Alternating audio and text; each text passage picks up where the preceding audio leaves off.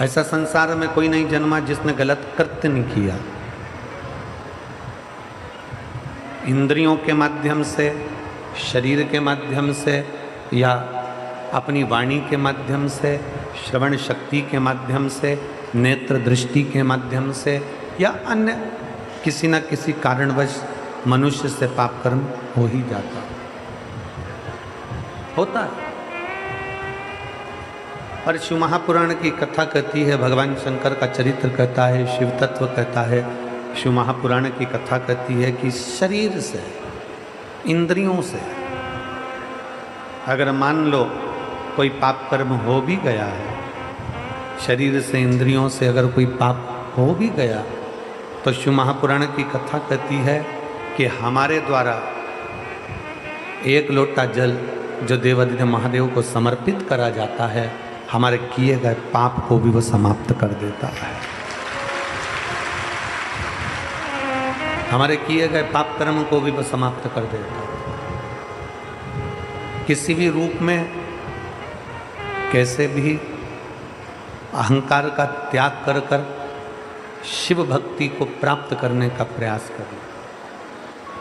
किसी के दरवाजे पर जाओ ना जाओ, किसी की चौखट पर जाओ ना जाओ, किसी से मिलने जाओ ना जाओ, पर इतना याद रखो कि देवादिदेव महादेव के मंदिर, शिवालय और उसकी कथा में जरूर जाओ, कुछ ना कुछ आपको मिलेगा,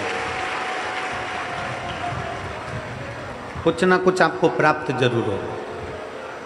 शंकर के मंदिर में जाने वाला, शिवालय में जाने वाला, शिव तत्व को जानने वाला, शंकर के मंदिर में एक लोटा जल चढ़ाने वाला, भगवान देवादिदेव महादेव की भक्ति करने वाला, भगवान शंकर की अविरल भक्ति में डूबने वाला खाली नहीं रहता। शिव भक्ति व्यक्ति को खाली नहीं रखती है।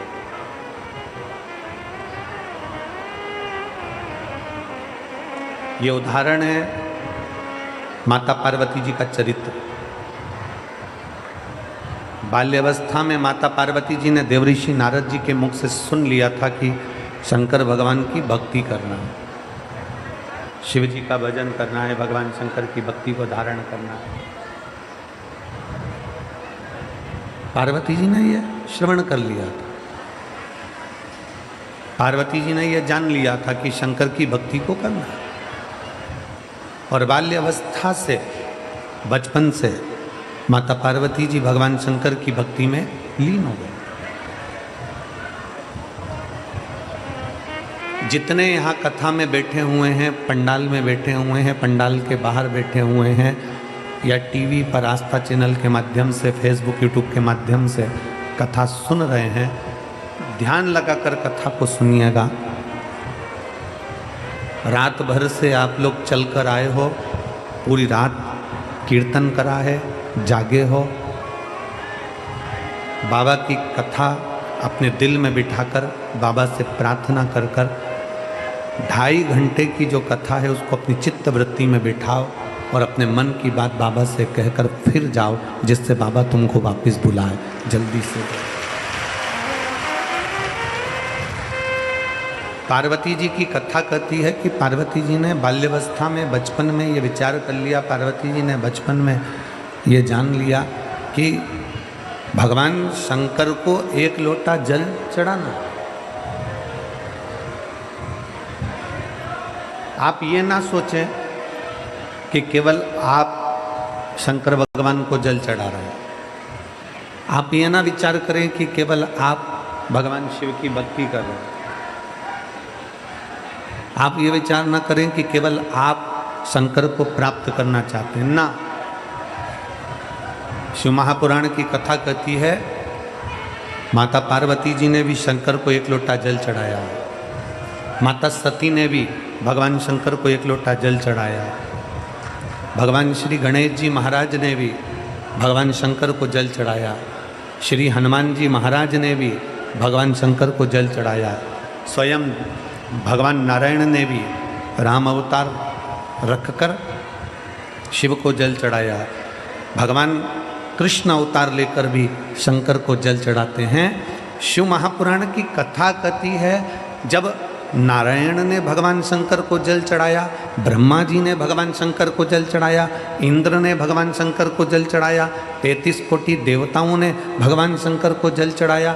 जब सबने जल चढ़ाकर अपनी मन की कामना पूरी कर ली, अपनी मनवांछित फल प्राप्त कर लिया, तो फिर मनुष्य क्यों भटके? वो भी शंकर को जल चढ़ाए और अपनी मनोकामना पूर्ण कर ले। क्यों भटके? किस लिए भटके? और मैंने तेरे ही भरोसे बाबा, तेरे ही भरोसे हवा बिच उड़ती जावांगी बाबा, डोर हटो छड़ना मैं कटी जावांगी।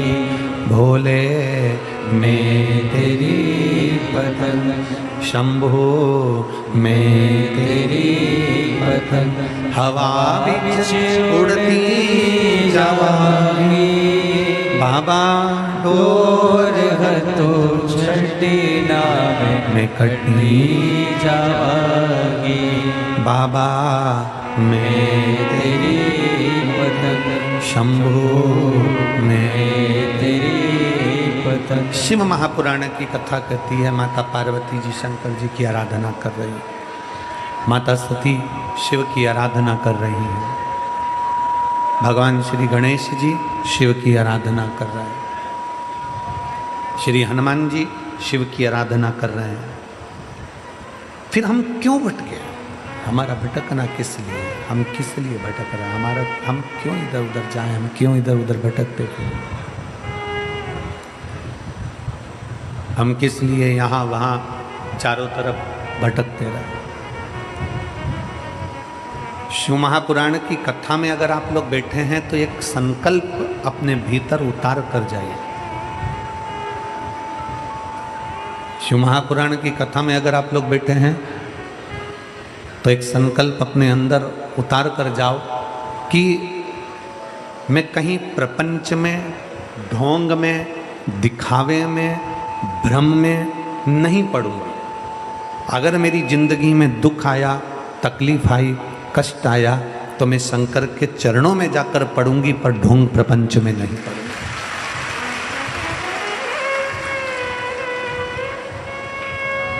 मैं शिव के द्वार जाऊं ना, मैं भगवान शंकर की चौखट पर जाऊं, मैं भगवान शंकर के दरवाजे पर जाऊं। अगर मुझे जाना ही है तो मैं शंकर के पास जाऊं। लंका के राजा रावण को भी जीतने के लिए मेरे भगवान नारायण राम का रूप रख कर जाते हैं, तो राम जी को भी समझ में आता है, भगवान राम जी की भी चित्तवृत्ति में रहता है। राम जी ने भी विचार कर लिया कि शंकर की आराधना के बिना रावण को भी नहीं जीत सकते। शिव की आराधना के बिना रावण को जीतना भी बड़ा कठिन है। इसलिए भगवान शंकर की आराधना लंका जाते समय भी राम जी करते हैं और वहां से आते समय भी राम जी करते हैं। जाते समय भी शिव की आराधना हो रही है, आते समय भी शिव की आराधना हो रही है। श्री शिवाय नमस्तुभ्यम में भगवान शंकर और पार्वती जी को प्रणाम करता हूँ, नमन करता हूँ। श्री शिवाय नमस्तुभ्यम का मतलब है कि मैं बाबा शंकर और पार्वती को नमन कर रहा हूँ। हमने तो आपको कई बार कथाओं में भी कहा, शायद आप लोगों ने लिखा भी होगा, हमने तो कथा के माध्यम से भी आपको वर्णन किया कि अपने घर के दरवाजे पर श्री शिवाय नमस्तुभ्यम लिख दो। क्यों? सामने वाला अगर कोई व्यक्ति आ रहा है, शिव महापुराण की विद्येश्वर संहिता कहती है कि श्री शिवाय नमस्तुभ्यम बोलने वाले के केवल मुख का दर्शन कर लो तो हजारों अश्वमेध यज्ञ का फल प्राप्त हो जाता है और हमारे पुण्य प्रबल हो जाते हैं। हमने क्यों कहा कि अपने घर के दरवाजे पर श्री शिवाय नमस्तुभ्यम लिखो? क्योंकि जो तुम्हारे दरवाजे पर आएगा, दरवाजा बजाने से पहले, दस्तक देने से पहले, बेल बजाने से पहले वो आपके दरवाजे पर श्री शिवाय नमस्तुभ्यम पड़ेगा। जब उसके मुख से श्री शिवाय नमस्तुभ्यम निकल जाएगा तो आप जब दरवाजा खोलेंगे तो उसके मुख का भी दर्शन करेंगे तो आपका जीवन सार्थक हो जाएगा।